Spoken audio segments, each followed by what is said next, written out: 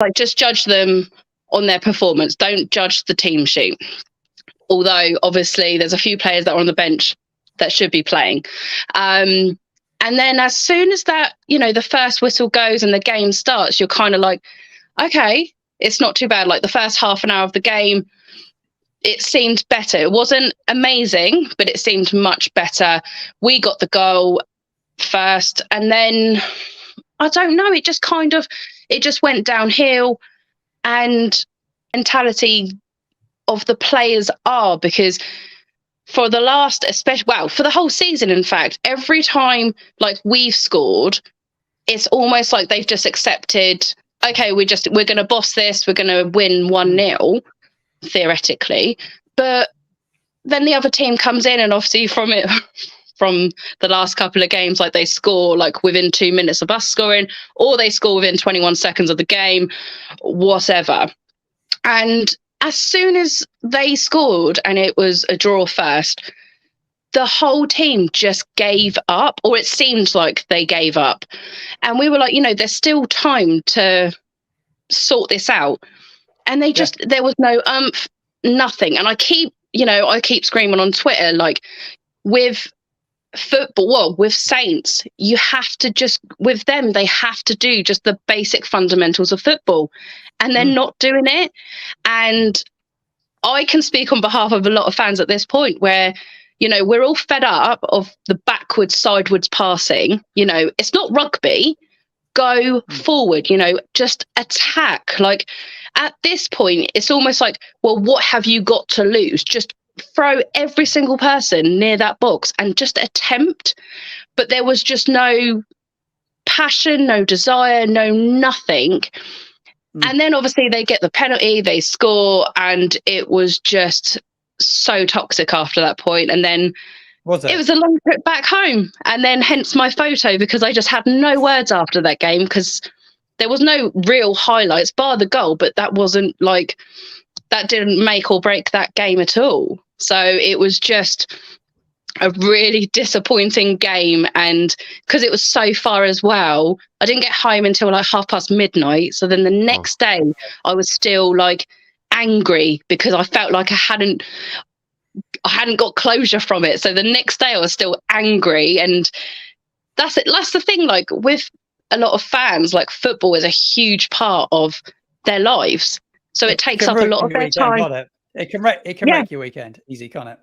Oh, 1,000%. So yeah, so I was an absolute joy on Sunday, and now it's a new week. So I'm just trying to right, let's focus on Leeds now. Yeah, Mike, you were probably like me. You probably followed it. Obviously, I don't think you were there. I wasn't there. I obviously follow it via Radio Solent and streams. How did you see the game unfolding once you saw the lineup as well? Disappointed not to see a Dozy start. I was personally. I thought he'd been a real bright spark recently for us. Alcaraz not getting a look in, but we'll talk about him shortly. What were your thoughts, Mike? Yeah, I mean, you touched on it there in regards to like not seeing a Dozy in the starting lineup, not seeing Sulemana in the lineup, and when you see the lineups like that, you're thinking like, well, what is this version? And I think Adam Blackmore said it in regards to the midfield being completely different in every single game that we appear to have. There's no consistency. So if these players are learning a new system, how are they supposed to learn if the bloke next to them is completely different to the last game? So in terms of going into the game, I had high hopes, because it's like bottom of the table, Middlesbrough, couldn't buy a win. You're thinking like, well, surely at least we're going to get a clean sheet today.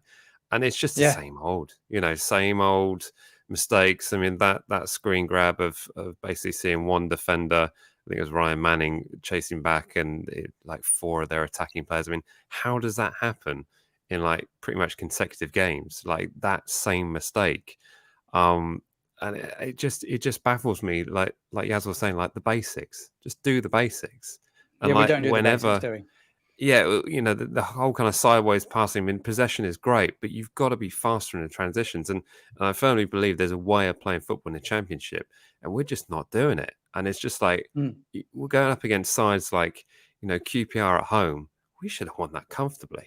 Like there's no way that we should have made that as hard work it was. And I think aside from Sheffield Wednesday away, and even that one, I don't think we've had a dominant performance that was like a comfortable win.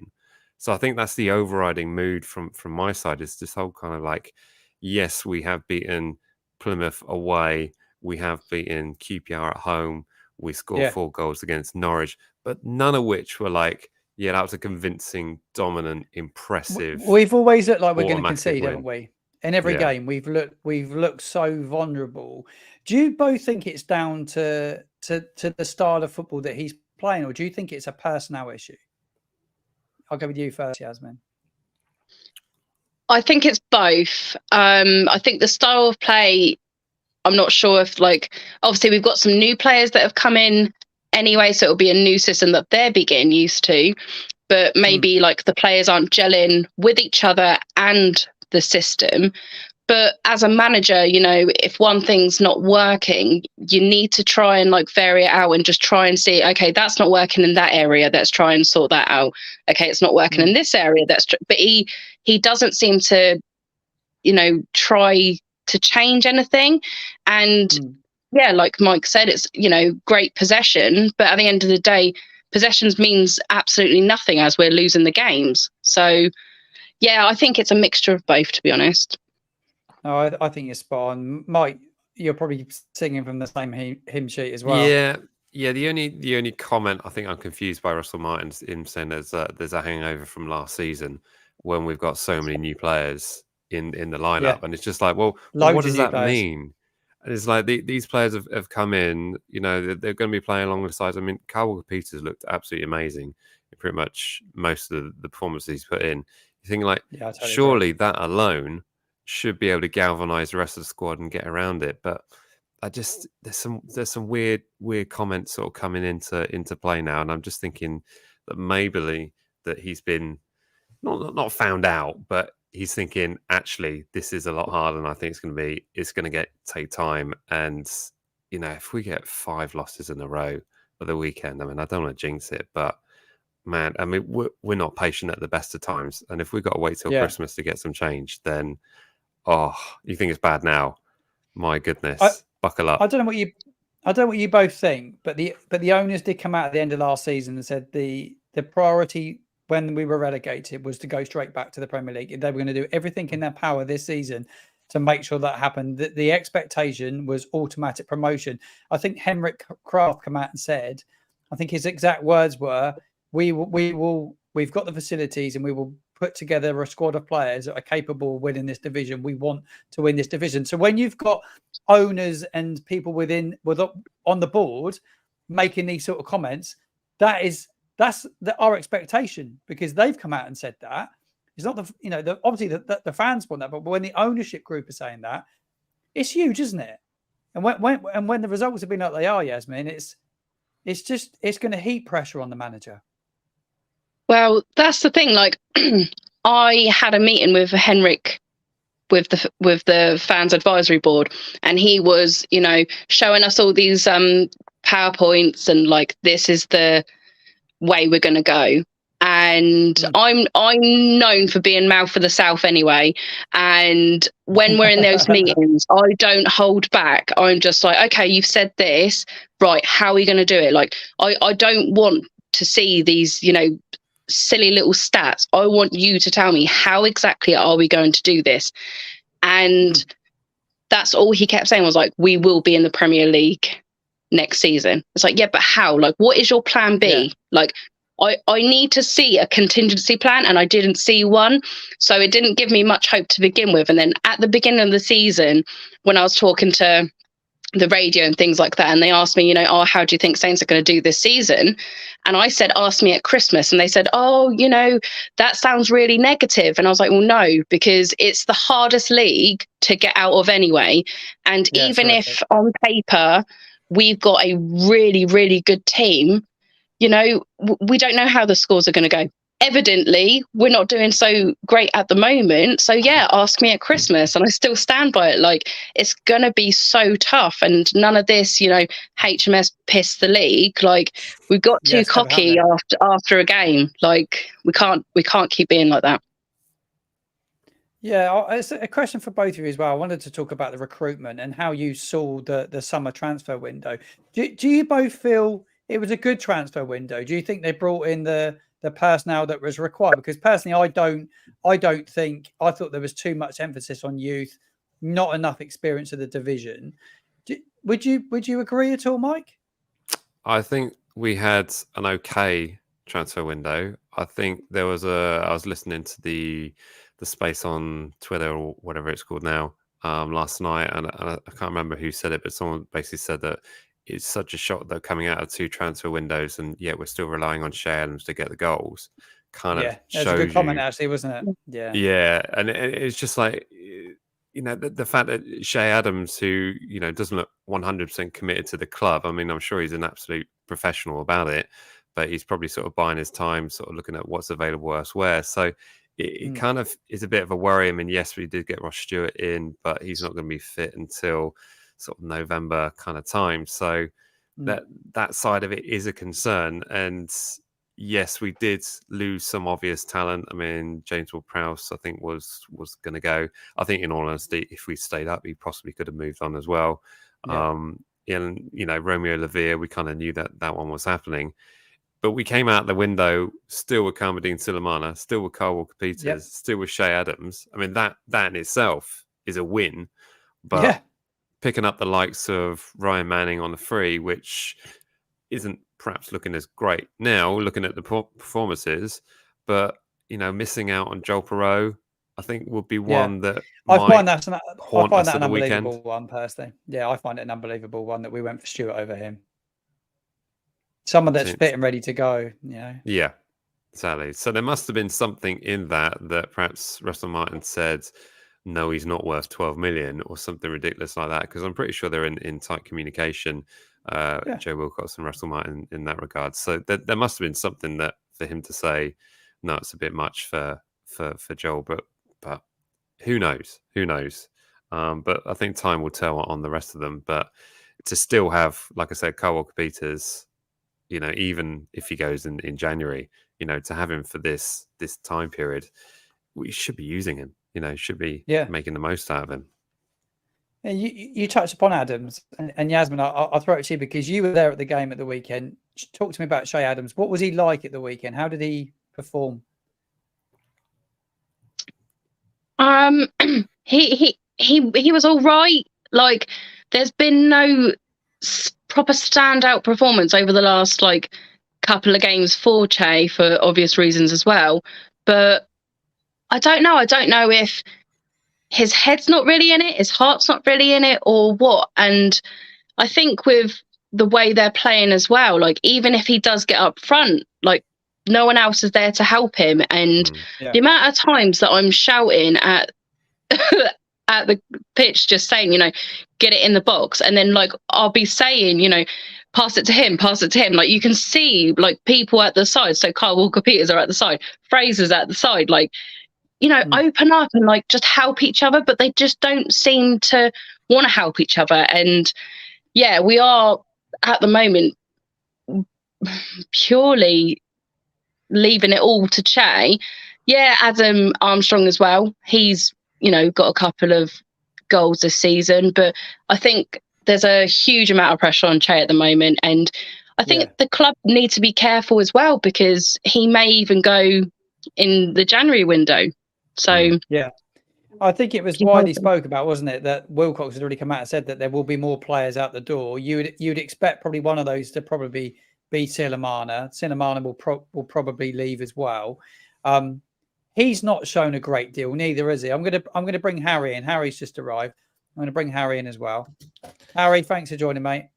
We're just talking about Kamaldeen Silamana. Is he a player, you guys? I'll put it to all of you. Yasmin, you were talking. Do you think he's sulking a little bit, Silamana, at the moment? I don't know if he's necessarily sulking, but he's not necessarily getting picked to be in the first team, so maybe there might be a grudge there, but he is a good, decent little player. So I just don't see why FootballMartin's just not throwing your best team out there. Whether you've got these grudges or there's, a little bit of attitude or whatever, your job as the manager is to win these games. And our target from the club is to go back in the Premier League. So put all that aside and just, focus on those main goals. But evident we're not doing that. And at least, when he did have his little red card, don't know what that was about, to be honest. I'll throw that out there. But I'm glad that got overturned. That's quite a roundabout, wasn't it? Yeah. Yeah, Harry, what's your thoughts been on Silamana? A player that's got loads of ability. He's a club record signing. I really thought he would really set the league alight this year and be along with Charlie Alcaraz. I thought the two of them would be real key for us. Neither of them have got going at all, though. You can say that nobody's got going, but certainly Silamana being one of those. Yeah, absolutely with Sulemana, but there's always certain factors that you could put into that. He's maybe someone that thought they were going to get a move in the summer, especially on transfer deadline day as well. He was linked with a whole host of different places. But also, if you look at the start of the season, he was injured for quite a long time, and he didn't really have any pre-season at all. He didn't get any minutes in pre-season, and he probably hadn't trained as much as maybe the other wingers had.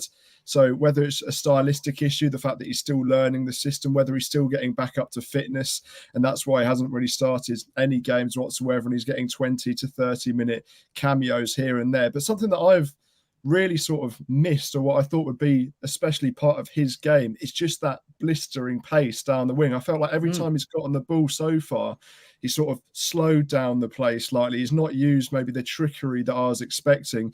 And it looks like what Theo Walcott said in that overlap interview was sort of correct, that every time he's beaten a player, he's sort of come back inside and wanted to do it again, and hasn't really had the correct decision-making so far. You can see it from the Leicester game, especially when a corner was taken short. He didn't really know what to do. He hovered on the ball, lost possession, and Mavadivi scored up the other end. So he's certainly someone that's had a stuttering start to the season. With Alcaraz, when he started against Sheffield Wednesday, I thought he's going to be a fantastic midfielder for us. I put him down as one of our players of the season, just the way he was one of our best players as soon as he came in January in the Premier League. But whether it is the personal issues that Russell Martin was talking about, whether he's too much of a maverick for the system overall, he's someone that you'd imagine would want to pick up the ball, come forward 15 yards and then shoot from 25. That's not really the way that Martin wants to play. And maybe that language barrier that he was saying as well, of Lianco and Caballero both leaving, it just hasn't been an ideal start to the season for either of them. And it's not been a perfect season overall that they can just come in and everything's A-OK. Mate, let me make you a point on Alcaraz. Mike, what's your thoughts been on Alcaraz not featuring? Obviously Russell come out with the quotes that he made at the weekend.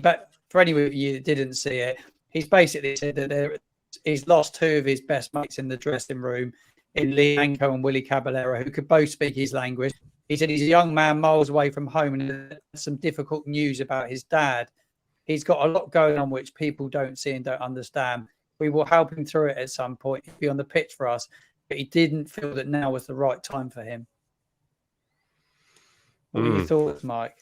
Well, I mean, I hadn't heard all of that previously. I mean, I think the whole kind of, the fact that Lianco's not there, the fact that Willie's moved on, it shouldn't really have that much of an impact on a professional footballer. And it shouldn't. And it struck me as perhaps there's a discipline issue behind the scenes. Perhaps there's been a disagreement in training or something like that. But it is bizarre that, that reason's been put in there. I mean, okay, if he's got personal things behind the scenes, and he needs time, then that's very different to he's not adapting to our style of play. It's completely different. But I think players like Sulemana, like Charlie Alcaraz, and even the likes of Adam Armstrong, to be fair, prefer to have space to run into. And I just feel where we're playing so high up the pitch, it's like there's nowhere to go. And Suleiman is sort of cutting back and looking for that cross, looking for that eventual ball. It just feels like we've just run out of pitch. And the kind of space that we're allowing our opposition is the kind of space that our attacking players would absolutely dream of having. And so it's almost like it's not working for our players, this system, or it's not being communicated well, or it's something's got to give in terms of the options we've got available, because we're certainly not making the most of them. Spot on, Mike. Yeah, Yasmin, what's your thoughts on Alcaraz not featuring at the moment? That you were obviously there. We spoke about on at the weekend. I bet the fans were disappointed because obviously he's been named in the squad, so he's obviously a member of the squad. He's available to come onto the field of play. 15-10 to go. You're chasing the game. Did you guys expect to see him? We did expect to see him, but I always want him to be starting because he's such an asset to our team and he does create a lot. And he's one of those that will, he will attack. He will go for goal because that's what he wants. And that's what we want at the end of the day. So when he isn't starting or when he doesn't even just turn up, it's just like, okay, that's a blow. And when he's not playing, and I do feel like, yeah, sometimes like without Charlie, this could be a potential loss. Yeah. No, I totally agree. I love him as a player and want to see him involved. I want to talk a little bit more about Russell Martin. I know a lot of fans have made up their mind already. I think it was spoke about a lot on the space last night. It's so early to be starting to call him for a manager's head. They've got a project they've wanted to give him to have a go at. It's not just him. They've made so many changes at the club. I want to put it to all of you. Do you think Russell Martin can turn it around? And also, how much time do you think they give him? Harry, what's your thoughts?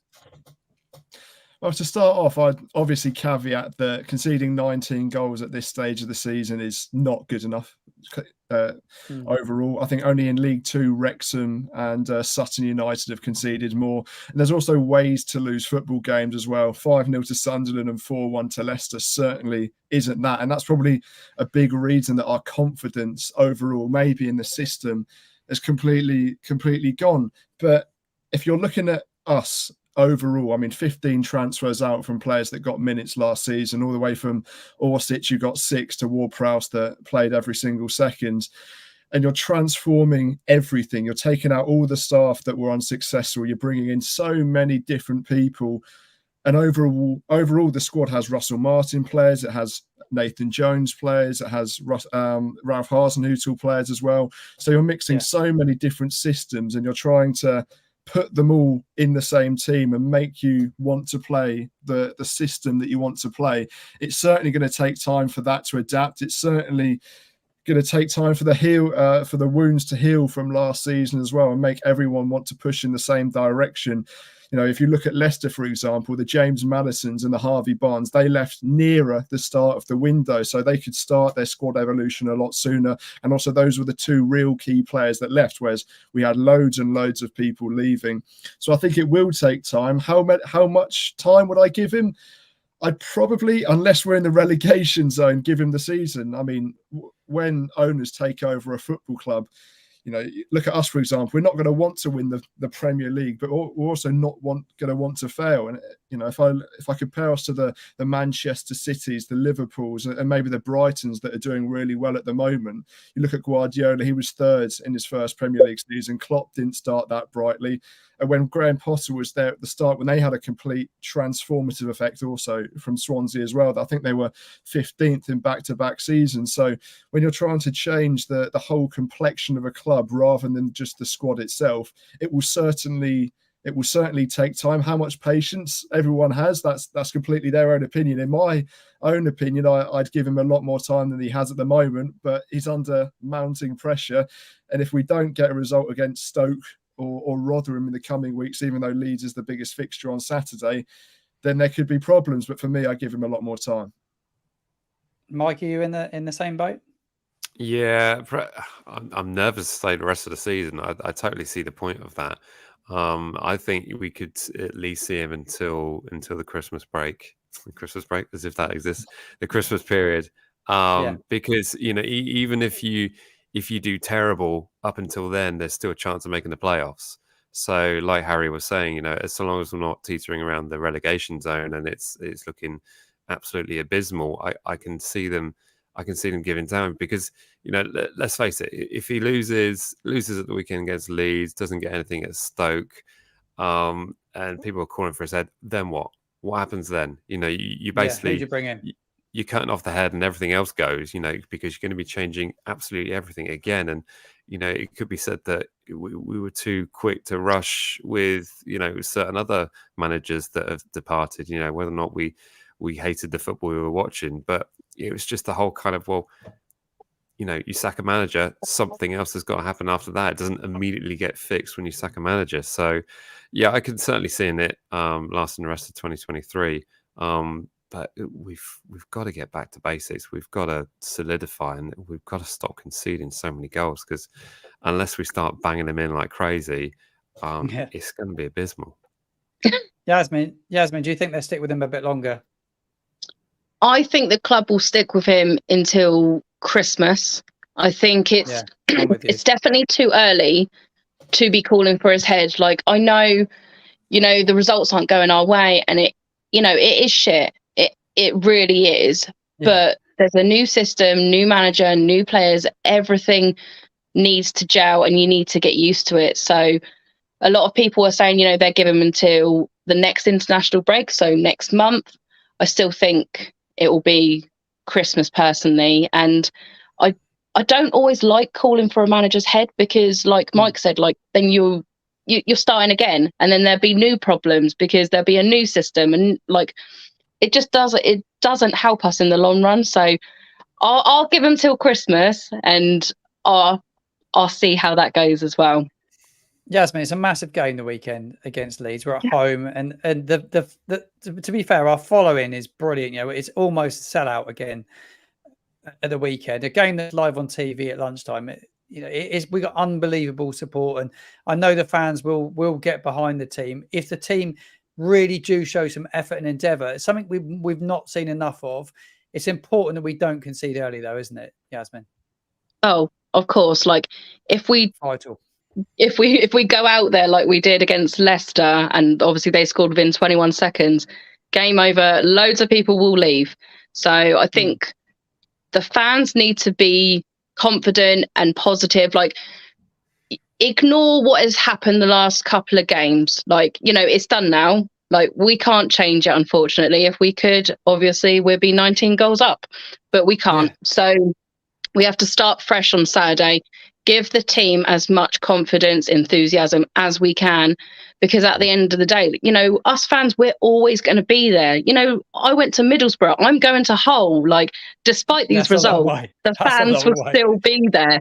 So I think we need to change the whole atmosphere of St Mary's at the moment, because it's not very nice, and I can imagine at times. It's horrible. So I can imagine for the players and the manager, like, that's a hard pill to swallow. But at the end of the day, they're there to do a job. So if they're not doing great, they're not going to get praise for it, even though Martin does like to praise them, even though they've just lost. Yeah. But I get it. I get what he's trying to do. But yeah, huge game, and I'm going to try and be as positive as I can.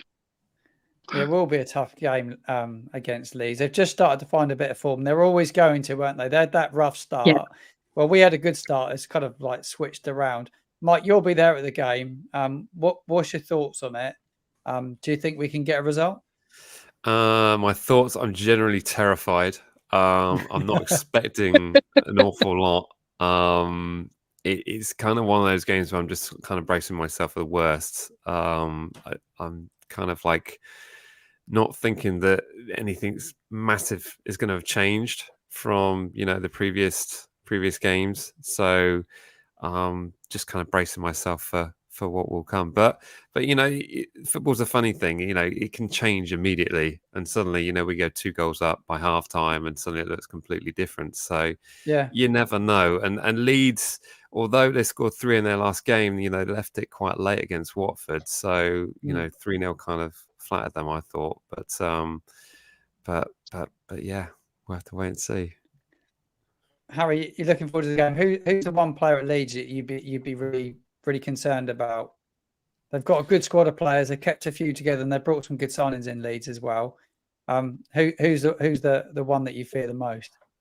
I think I know what you're going to say.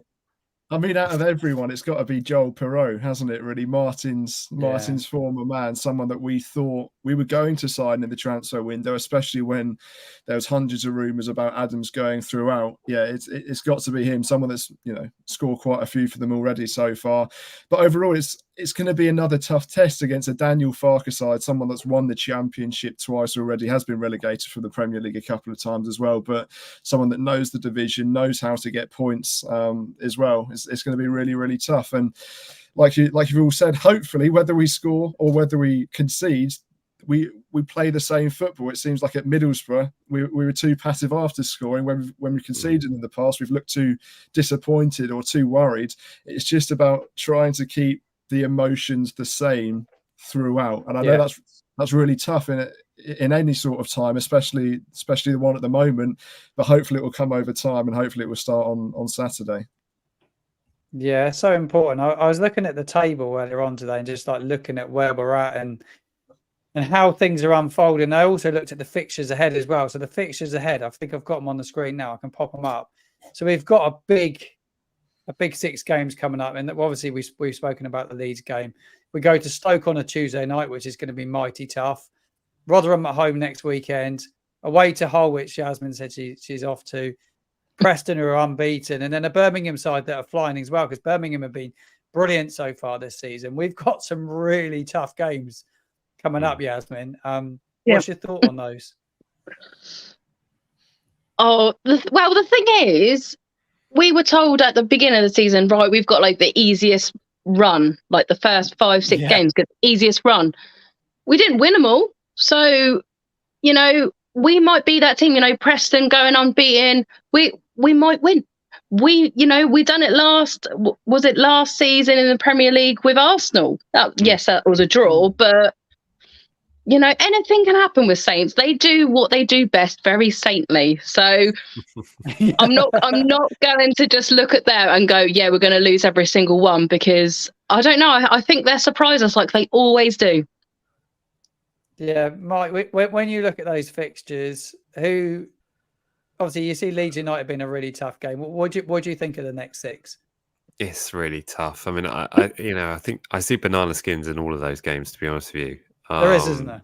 It's just you can't call it. I mean, if you said to me that, you know, we were going to potentially not picking up an entire point in the whole month of September, you know, what's to say that October is going to be any easier? It's just like, literally, it doesn't matter who we're playing. If there's a mistake in the back line, then I'm not painting. I'm trying to be as positive as possible, and I'm really struck. I'm going so off brand on Matchday Vlogs right now. It's really difficult, but yeah, it's going to be really tough, and I don't see any easy games on those ones. You know, look at the result we had against bottom of the table Middlesbrough. You know, that should have been something that you go should have been a clean sheet, but. You know, you look at Hull City doing unbelievable under Liam Rossini. They've had a really, really good season. He's making them hard to beat. They went to Leicester and won, and they just said they got men behind the ball and were really good without the ball. They didn't have a lot of it, but they're a side that you won't fancy playing at the moment at all. It's going to be tough, Harry. It's going to be tough, Harry. What's your thoughts on the fixtures? Well, like you said, there's never an easy fix. You look at Rotherham; they've already beaten Norwich this season. Hull City have beaten Leicester, and it's not just the fixtures themselves; it's the pace that the fixtures come at you. When it's Saturday, when it's Tuesday, when it's Saturday, when it's Tuesday, it challenges your squads overall. If there's going to be injuries, for example, Stuart Armstrong won't be able to play every single game because he's someone that picks them up pretty easily. It's about being able to utilise that squad.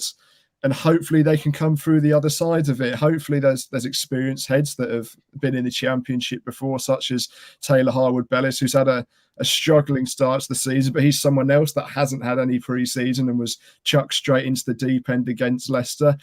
And it's just trying to find the strength in the core part of the sides. You know, you look at the game against Leicester once again, when you've got Charles and Taylor Harwood-Bellis, where's the experience there? Where's the person that's going to put their hands up and go, I'm going to lead this back four? Even against Sheffield Wednesday, when you've got Jan Bednarek and when you've got Jack Stevens next to each other, I know they're the team that's going to finish bottom of the league overall. But you've got a certain amount of confidence that they know exactly what the hierarchy is in that situation. You look at the midfield when you've got Downs and Smallbone, two completely new players into this side. I know Smallbone obviously was only on loan last season, but that's another season away from us overall.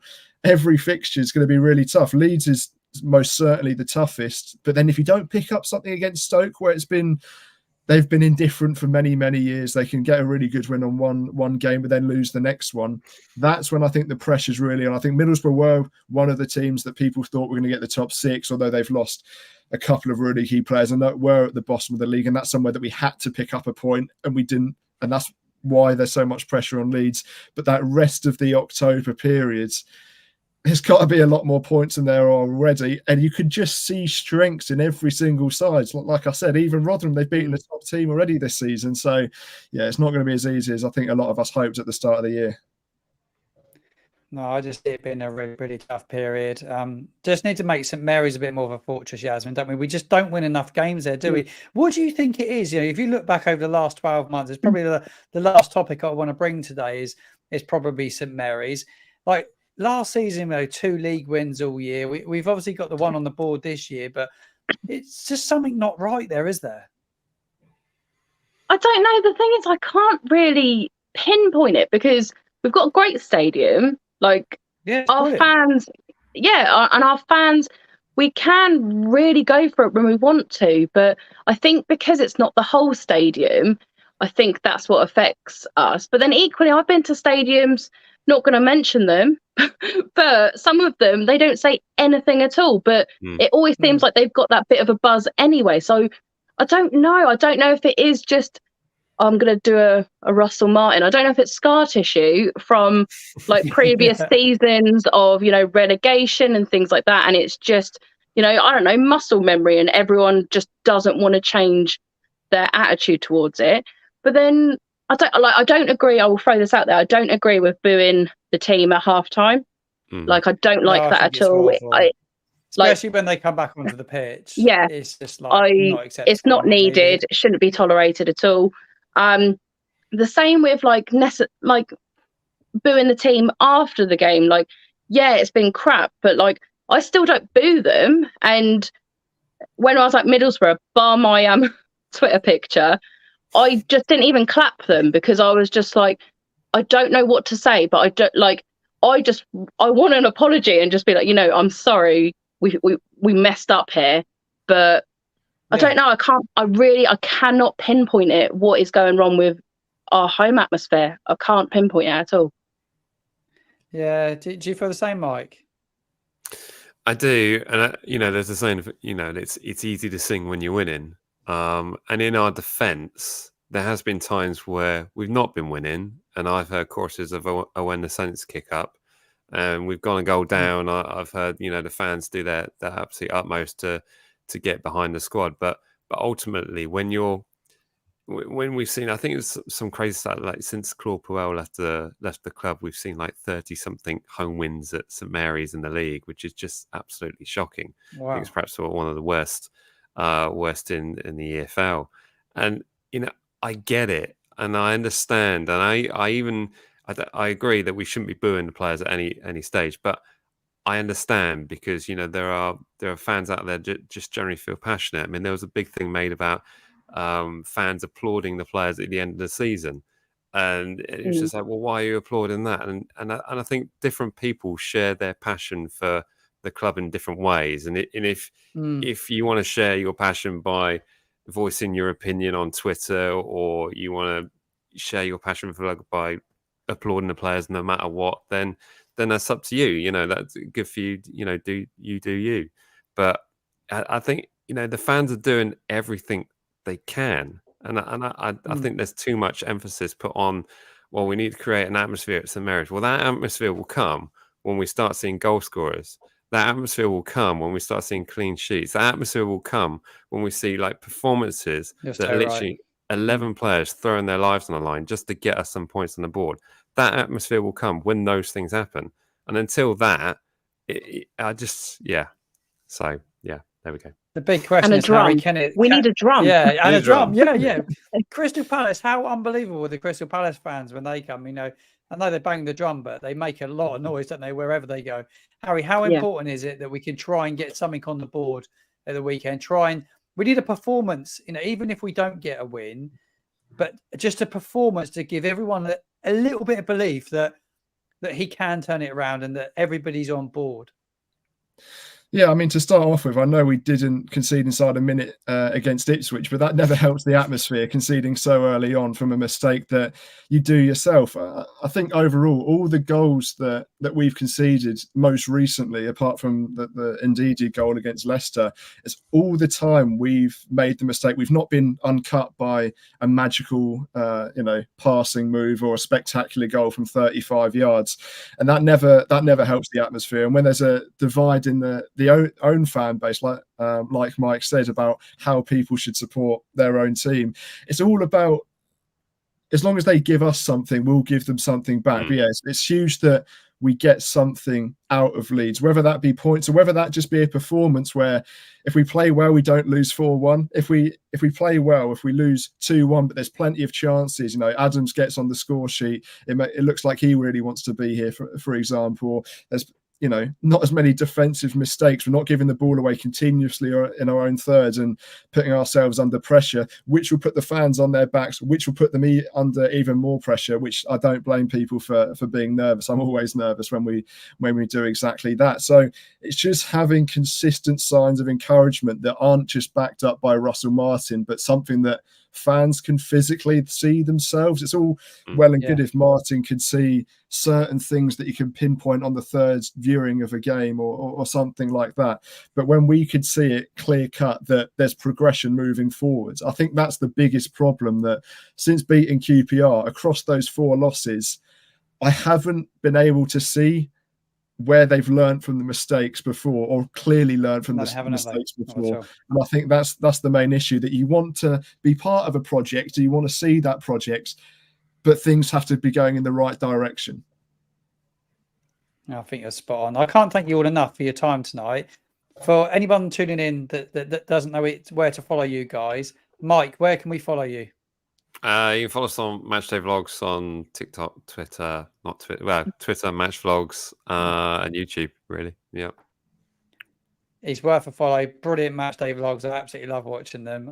I need to meet you at some stage. Not met you in person yet, so I need to do that at some stage for sure. Yasmin, you're brilliant on Twitter, X, whatever you call it. What's your handle? Where can guys follow you?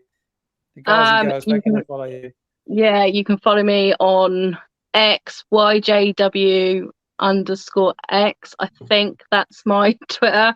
And it's the same for TikTok as well. I am a TikToker. I'm not very good at it, I love a bit of TikTok. You're great at it. You're brilliant at it.